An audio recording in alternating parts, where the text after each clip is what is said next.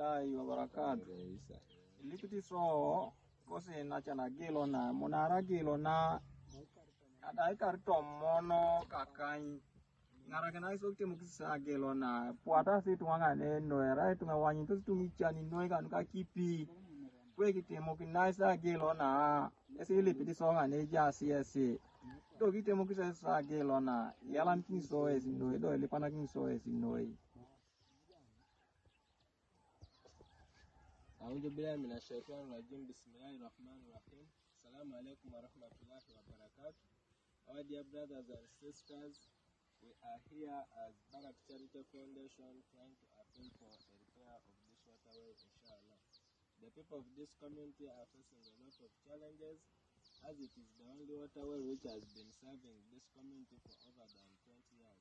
We call upon your support and your donations so that we can repair this waterwell at a total cost of 500 euros, inshallah.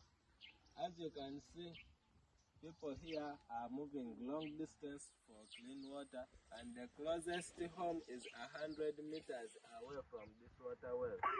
Your small donation, your small support shall create a very big impact in their lives, inshallah. Assalamu alaikum wa rahmatullahi wa barakatuh.